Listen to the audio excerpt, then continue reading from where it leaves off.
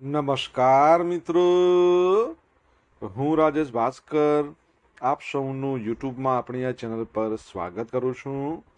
મિત્રો, આજે આપણે તારીખ 9 એપ્રિલ 2026ના કેટલાક મોસ્ટ ઇમ્પોર્ટન્ટ કરંટ અફેર અને અગાઉની પરીક્ષામાં પૂછાયેલા કેટલાક ઇમ્પોર્ટન્ટ પ્રશ્નો વિશે ડિટેલમાં ચર્ચા કરીશું, જે આપને આવનારી પરીક્ષા માટે ખૂબ જ ઉપયોગી સાબિત થશે. તો મિત્રો, આપ આ ચર્ચા સાથે જોડાઈ રહેજો અને વિડીયોને પહેલેથી લઈને છેલ્લે સુધી પૂરેપૂરો જોવાનો આગ્રહ રાખજો. તો ચલો મિત્રો, શરૂ કરીએ. શરૂઆત કરતા પહેલા જણાવી દઉં કે જો તમારે આપણી આ યુટ્યુબ ચેનલને સબસ્ક્રાઇબ કરવાની બાકી હોય તો ચેનલને સબસ્ક્રાઇબ કરજો, નોટિફિકેશન બેલ આઇકોનને પ્રેસ કરીને. અને જો તમને વિડીયો પસંદ આવે તો વિડીયોને લાઈક કરજો, પરંતુ વિડીયોને શેર કરવાનું ના ભૂલતા. તમારા જેટલા પણ મિત્રો જેઓ કોમ્પિટિટિવ એક્ઝામની તૈયારી કરી રહ્યા છે એ બધા મિત્રો જોડે આ વિડીયોની લિંકને અત્યારે શેર કરી દો, તમે જે તે સોશિયલ મીડિયા એપ્લિકેશન વાપરતા હો એમાં. ચલો તો શરૂઆત કરીએ. સૌપ્રથમ જોઈશું અગાઉની પરીક્ષામાં પૂછાયેલા બંધારણના પ્રશ્નો, જેના જવાબો તમારે મને કમેન્ટ બોક્સમાં લખીને જણાવવાના છે. વિડીયોના લાસ્ટમાં જ્યારે હું તમને આ દરેક પ્રશ્નના જવાબ જણાવું ત્યારે તમારે ચેક કરવાનું કે તમે આપેલા પ્રશ્નોના જવાબમાંથી કેટલા પ્રશ્નોના જવાબ સાચા છે, અને જેટલા પણ પ્રશ્નોના જવાબ સાચા હોય એનો આંકડો તમારે કમેન્ટમાં લખવાનો કે 10માંથી આટલા સાચા છે. ડેઇલી જીકે ટેસ્ટમાં આપણે રોજ 10 પ્રશ્નો પૂછે છે, એમાંથી 5 પ્રશ્નો બંધારણના હોય છે. બાકીના જે 5 પ્રશ્નો છે એ ગુજરાતની ભૂગોળના છે. તો તમે તમારા આન્સર આપો નીચે કમેન્ટ બોક્સમાં. એટલે હું આજના કરંટ અફેરનો પ્રથમ પ્રશ્ન છે એની શરૂઆત કરું છું. 8મું પોષણ પખવાડિયું 2026 કયા સમયગાળા દરમિયાન ઉજવવામાં આવશે? પહેલો પ્રશ્ન છે તો જવાબ આવશે 9થી લઈને 23 એપ્રિલ દરમિયાન, એટલે આજથી શરૂઆત થશે. તો ભારતનું જે આપણે કેન્દ્રીય મહિલા અને બાળ વિકાસ મંત્રાલય છે એ 9થી 23 એપ્રિલ 2026 દરમિયાન 8મા નંબરના પોષણ અઠવાડિયા છે એની ઉજવણી કરશે. અને આ વર્ષની મુખ્ય થીમ શું છે? તો જીવનના પ્રથમ 6 વર્ષમાં મગજના વિકાસને મહત્તમ બનાવવો એ થીમ છે. ઉદ્ઘાટન આજે થશે 9મી એપ્રિલ 2026 વિજ્ઞાન ભવન નવી દિલ્હી. નેતૃત્વ કોણ? આપણા કેન્દ્રીય મહિલા અને બાળ વિકાસ મંત્રી શ્રીમતી અન્નપૂર્ણા દેવી. વૈજ્ઞાનિક તથ્ય મુગજનો 85%થી વધુ વિકાસ છે ને 6 વર્ષની ઉંમર સુધીમાં થઈ જાય છે. તેથી પ્રથમ 1000 દિવસ એ બાળકના શારીરિક અને માનસિક વિકાસ માટે અત્યંત મહત્વના હોય છે. આ વર્ષના મુખ્ય કેન્દ્રીય મુદ્દાઓ જોઈ લઈએ તો માતા અને બાળ પોષણ, ગર્ભાવસ્થા દરમિયાન પોષણ, સ્તનપાન અને પૂરક આહાર છે એને પ્રોત્સાહન આપવું. મગજ માટે પ્રારંભિક ઉત્તેજના 0થી 3 વર્ષ બાળકોની સંભાળ અને શરૂઆતના શિક્ષણ પર ભાર મૂકવો. રમતગમત આધારિત શિક્ષણ 3થી 6 વર્ષ, સર્વાંગી વિકાસ અને શાળા માટે સજ્જતા. સ્ક્રીન ટાઈમ ઘટાડો, વાલીઓ દ્વારા બાળકોમાં મોબાઈલ અને ટીવીનો વપરાશ ઘટાડીને સક્રિય ટેવો પાડવી. આંગણવાડીઓનું સશક્તિકરણ. લોક ભાગીદારી એટલે કે જનભાગીદારી અને CSR દ્વારા આંગણવાડી કેન્દ્રોને મજબૂત બનાવવા. કાર્યક્રમની વિશેષતા: આ પખવાડિયા દરમિયાન આંગણવાડી કેન્દ્રો દ્વારા પોષણ પંચાયતો, જાગૃતિ સત્રો અને રમતગમત આધારિત શિક્ષણ જેવી પ્રવૃત્તિઓનું આયોજન થશે. ઉદ્ઘાટન કાર્યક્રમનું જીવંત પ્રસારણ તો મંત્રાલયની યુટ્યુબ ચેનલ અને NIC વેબકાસ્ટ પર કરવામાં આવશે. આ અભિયાનનો ઉદ્દેશ શું છે? તો પોષણ અભિયાનને માત્ર સરકારી કાર્યક્રમ નહીં પરંતુ એક જન આંદોલન બનાવવાનો છે. અહીંયા પોષણ પખવાડિયાની વાત છે. તમારા માટે પ્રશ્ન છે કે આપણા ભારતમાં પોષણ મહિનો, પોષણ માસ ક્યારે મનાવવામાં આવે છે? કમેન્ટ બોક્સમાં લખીને જણાવો જો તમને જવાબ આવડતો હોય તો.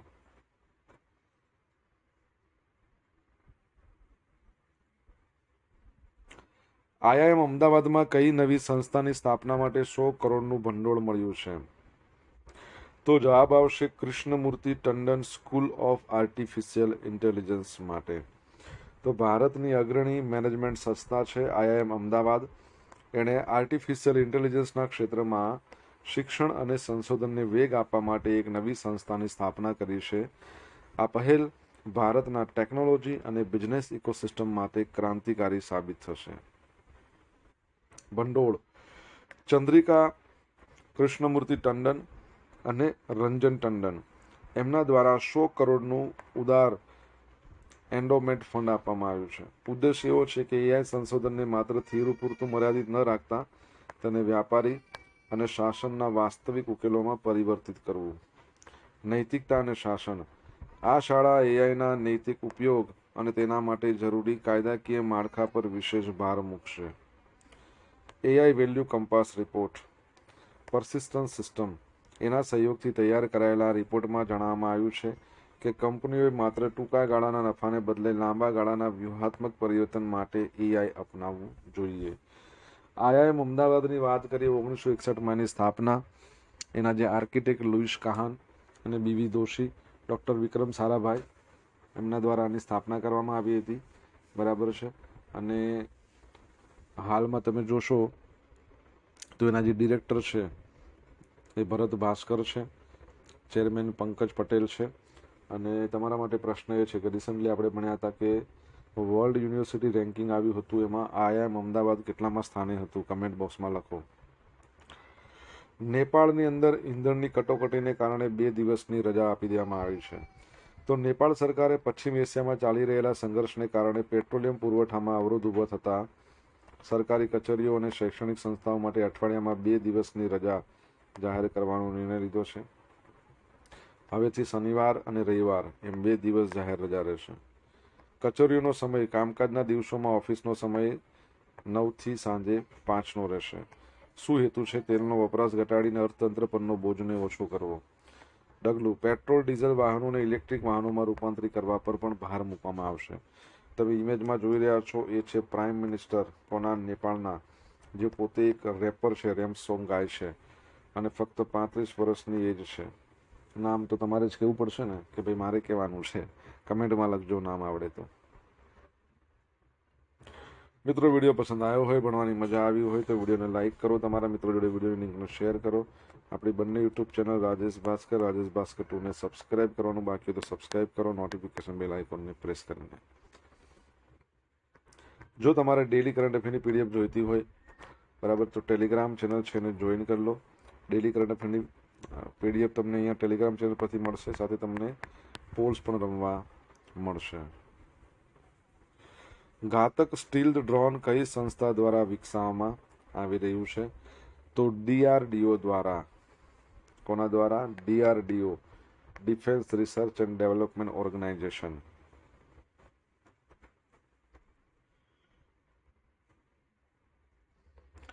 ભારતે તેના સંરક્ષણ ક્ષેત્રમાં આત્મનિર્ભરતા તરફ એક મોટું ડગલું ભરતા ઘાતક સ્ટીલ્ડ માનવરહિત લડાયક હવાઈ વાહન સેના જમાવટની યોજનામાં પ્રગતિ કરી છે.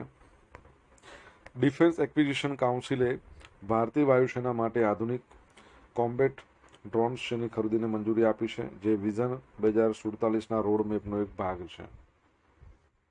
ખબર છે ને? વિઝન 2047 સુધીમાં ભારતને જે સંરક્ષણ ક્ષેત્રે ટોપના 3 દેશોમાં લઈ જવાનું છે. અને અત્યારે આપણે આર્મી, એરફોર્સ અને નેવી એટલે કે જમીન, હવા, પાણી ત્રણે માટે ફોર્સિસ છે. આવનારા સમયમાં સાયબર માટે અને અંતરિક્ષ માટે પણ ફોર્સિસ બનાવવાની છે. આ ડ્રોન છે ને ડીઆરડીઓની એરોનોટિકલ ડેવલપમેન્ટ એસ્ટાબ્લિશમેન્ટ છે એના દ્વારા વિકસાવવામાં આવ્યું છે, જેનું નામ પહેલાં ઓરા હતું, autonomous unmanned research aircraft. Design તે 10 ટન ક્લાસનું જેટ સંચાલિત ડ્રોન છે. ફ્લાઇંગ વિંગ ડિઝાઇન ધરાવે છે. આ ડિઝાઇન તેને રડારમાં પકડતા બચાવે છે, એટલે સ્ટીલ્થ કેપેસિટી છે. એન્જિનમાં તે સ્વદેશી કાવેરી એન્જિન દ્વારા સંચાલિત હશે અને 1.5 ટન સુધીની હથિયારો છે એ આંતરિક ભાગમાં લઈ જઈ શકે છે, જે તેને દુશ્મનના વિસ્તારમાં ઊંડે સુધી લઈને હુમલો કરવા માટે સક્ષમ બનાવે છે. ડીઆરડીઓની વાત કરીએ તો 1 જાન્યુઆરી 1958માં એની સ્થાપના થઈ. ડીઆરડીઓ છે એનું હેડક્વાર્ટર નવી દિલ્હીમાં છે. અને ડીઆરડીઓ છે એના અધ્યક્ષનું નામ છે સમીર વી કામત. તમારા માટે પ્રશ્ન: ડીઆરડીઓનો મુદ્રા લેખ શું છે? આન્સર આવડે તો કમેન્ટ બોક્સમાં લખીને જણાવો. 2026માં ઇન્ટરનેશનલ મોનિટરિંગ ફંડ અને વર્લ્ડ બેંકની વાર્ષિક બેઠકની યજમાની કયો દેશ કરશે? તો થાઈલેન્ડ.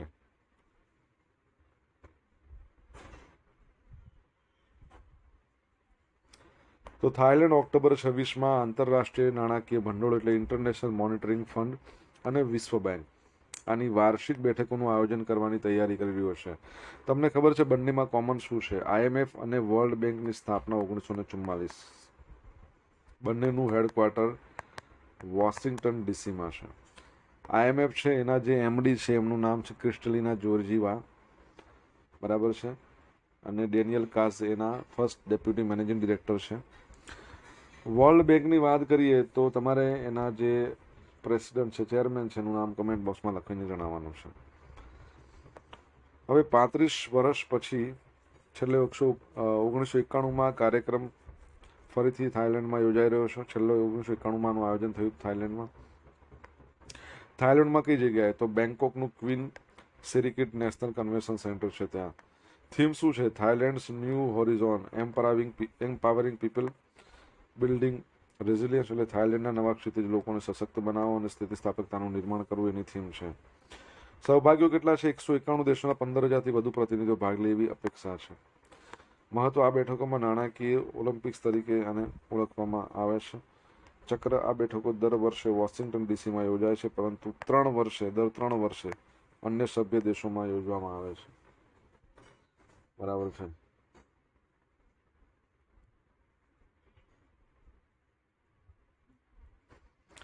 ભારતીય સાયકલિસ્ટ દિવ્યા સિંઘ એમનો એવરેસ્ટ બેઝ કેમ્પ સુધીનો પ્રવાસ. તો ઉત્તર પ્રદેશના દિવ્યા સિંઘ છે એમણે માત્ર 14 દિવસમાં સાયકલ દ્વારા એવરેસ્ટનો જે બેઝ કેમ્પ છે ત્યાં પહોંચી અસાધારણ સિદ્ધિ હાંસલ કરી છે. બરાબર. હાડ થીજવી દેતી ઠંડી અને ઓછા ઓક્સિજન વચ્ચેનો પ્રવાસ સાહસ અને દ્રઢ નિશ્ચયનું પ્રતીક છે. સ્થળ એવરેજ બેઝ કેમ્પ જે નેપાળમાં આવે છે, જેની ઊંચાઈ 5,364 મીટર છે પૃથ્વીની સપાટી સમુદ્રની સપાટીથી. સમયગાળો: કાઠમંડુથી એમણે શરૂ કરીને માત્ર 14 દિવસમાં લક્ષ્ય પૂરું કર્યું છે. મુખ્ય પડકારો શું હતા? દરરોજ 10 થી 12 કલાક સાયકલિંગ, પહાડી રસ્તાઓ અને ઓક્સિજનની અછત, અઘરા માર્ગો. સામાન્ય રીતે લોકો આ રસ્તો ચાલીને ટ્રેકિંગ કરીને પસાર કરતા, પરંતુ દિવ્યાએ દુર્ગમ પથ પર શું કર્યું? સાયકલ ચલાવી પોતાની માનસિક મજબૂતી સાબિત કરી છે. સાયકલની વાત આવી, સાયકલ માટેનો વિશ્વ દિવસ ક્યારે મનાવવામાં આવે છે ખબર છે? World cycle day. અને માઉન્ટ એવરેસ્ટની વાત કરીએ તો 8,848.86 મીટરની ટોટલ હાઇટ છે, યાદ રાખજો.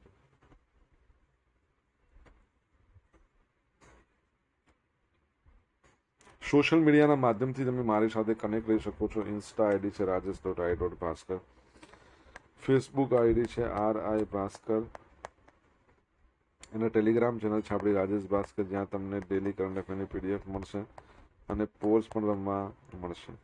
જો ભણવાની મજા આવી હોય તો વિડીયોને એક લાઇક કરો, તમારા મિત્રો જોડે વિડીયોની લિંકને શેર કરો.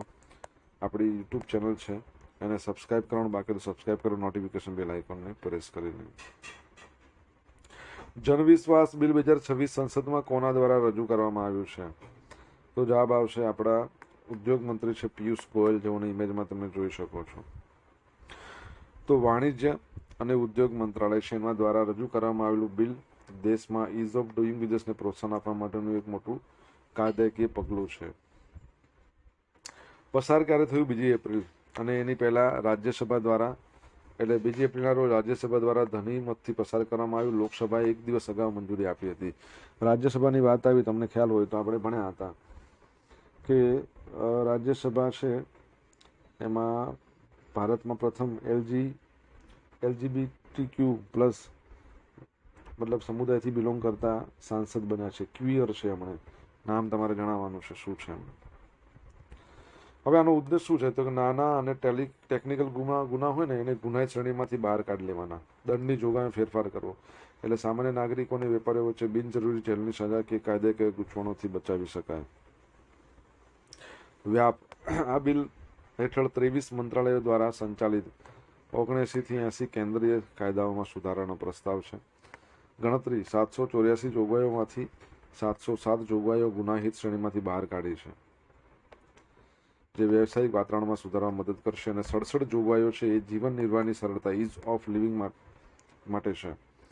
તપાસ: આ બિલની સંપૂર્ણ તપાસ માટે 24 સભ્યોની નિમણૂક જે પસંદગી સમિતિ છે એણે 49 બેઠકો યોજી હતી. નોઈડા ઇન્ટરનેશનલ એરપોર્ટ ફેઝ 1નું ઉદ્ઘાટન તાજેતરમાં વડાપ્રધાન નરેન્દ્ર મોદીએ ઉત્તર પ્રદેશના જેવર ખાતે નોઈડા ઇન્ટરનેશનલ એરપોર્ટના પ્રથમ તબક્કાનું ઉદ્ઘાટન કર્યું છે. ક્યાં આવેલું છે તે જેવર, ઉત્તર પ્રદેશ. દિલ્હી એનસીઆર વિસ્તારનું બીજું આંતરરાષ્ટ્રીય એરપોર્ટ થઈ ગયું છે. ગ્રીન એરપોર્ટ તે ભારતનું પ્રથમ net zero emission greenfield airport છે. લાક્ષણિકતા ઝ્યુરિચ એરપોર્ટ ઇન્ટરનેશનલ એજી બરાબર એના દ્વારા અને ડિઝાઇન વારાણસીના ઘાટ અને હવેલીની જે ભારતીય સંસ્કૃતિ છે એનાથી પ્રેરિત છે અને ડિઝાઇન લઈને.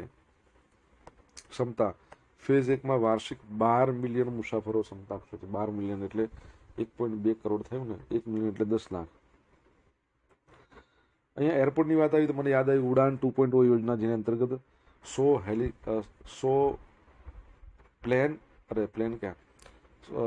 છે ને એ એરપોર્ટ અને 200 હેલિપેડ મંજૂર કરાયા છે. હવે 100 એરપોર્ટની અંદર ગુજરાતમાં કેટલા એરપોર્ટ છે તમારે જણાવવાનું કમેન્ટ બોક્સમાં લખીને. અગાઉની પરીક્ષામાં પૂછાયેલા બંધારણના પ્રશ્નો જોઈ લે. પહેલો પ્રશ્ન, નાણાં આયોગમાં અધ્યક્ષ ઉપરાંત કેટલા સભ્યો હોય? 4. સંઘની કારોબારી સત્તા રાષ્ટ્રપતિમાં નિહિત થાય છે. આ બંધારણના કયા આર્ટિકલમાં જણાવવામાં આવ્યું છે? 53મો. માનનીય રાષ્ટ્રપતિ શ્રી દ્વારા કટોકટીની ઉદ્ઘોષણા કરવાની જોગવાઈ બંધારણના કયા અનુચ્છેદમાં છે? 352. રાજ્ય લોકસેવા આયોગમાં અધ્યક્ષની નિમણૂક કરવાની સત્તા કોની હોય? રાજ્યની અંદર વાત આવે તો રાજ્યપાલ. રાજ્યપાલ શ્રીની મુદ્દત સામાન્ય સંજોગોમાં કેટલી હોય છે? 5 વર્ષ જ હોય છે.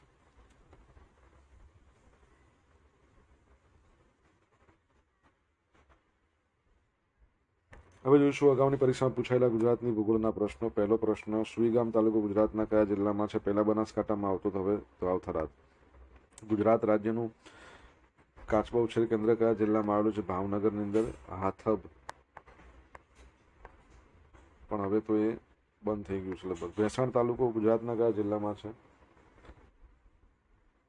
તો જુનાગઢ. નીચે દર્શાવેલ વૃક્ષ પૈકી કયું વૃક્ષ આરક્ષિત નથી? તો ટીમરૂ. ઉચ્છલ તાલુકો ગુજરાત રાજ્યના કયા જિલ્લામાં છે? તાપી. હવે મિત્રો જોઈશું ગઈકાલે પૂછેલા પ્રશ્નો. જ્યાં પહેલો પ્રશ્ન, તાજેતરમાં લોકસભા દ્વારા આંધ્રપ્રદેશની એકમાત્ર રાજધાની તરીકે કોને જાહેર કરવામાં આવી? અમરાવતી. ઇરેનાના 2025ના અહેવાલ મુજબ પુનઃપ્રાપ્ય ઉર્જા ક્ષમતામાં ભારતનો વૈશ્વિક ક્રમ ત્રીજો છે. પહેલા નંબરે ચાઇના, પછી અમેરિકા અને પછી ભારત. હવે મિત્રો આજે પૂછેલા પ્રશ્નોના જવાબ જોઈ લઈએ. પહેલો પ્રશ્ન શું પૂછ્યો હતો? ભારતમાં પોષણ માસ આખો મહિનો કહેવાય છે. કયો મહિનો આવે? સપ્ટેમ્બર. સેકન્ડ પ્રશ્ન, IIM અમદાવાદ છે એ વર્લ્ડ યુનિવર્સિટી રેન્કિંગમાં 21 નંબર પર આવ્યું હતું. ત્રીજા નંબરનો પ્રશ્ન, DRDOનો મુદ્રાલેખ શું છે? તો બલસ્ય મૂલમ વિજ્ઞાનમ. ચોથા નંબરનો પ્રશ્ન, નેપાળના પ્રાઇમ મિનિસ્ટર નવા બન્યા, શું નામ છે? બાલેન્દ્ર શાહ. બાલેન્દ્ર શાહ એટલે બાલેન તરીકે ઓળખાય છે. પાંચમા નંબરનો પ્રશ્ન કે વર્લ્ડ બેંક છે એના અધ્યક્ષનું નામ શું છે? તો અજય બંગા. છઠ્ઠા નંબરનો પ્રશ્ન શું છે? વિશ્વ સાયકલ દિવસ ક્યારે ઉજવવામાં આવે છે? 3 જૂન. સાતમા નંબરનો પ્રશ્ન, ઉડાન 2.0 યોજના અંતર્ગત ગુજરાતમાં 11 નવા એરપોર્ટ બનશે. અને આઠમા નંબરનો પ્રશ્ન શું હતો કે રિસન્ટલી રાજ્યસભામાં LGBTQ સમુદાયથી બિલોંગ કરતા ક્વિયર છે જેઓ પોતે, જેમણે રાજ્યસભાના સભ્ય એટલે સાંસદ તરીકે શપથ લીધા છે, એમનું નામ મેનકા ગુરુસ્વામી. શું છે? મેનકા ગુરુસ્વામી. ઓકે, તો એ યાદ રાખજો. શું આવ્યું છે?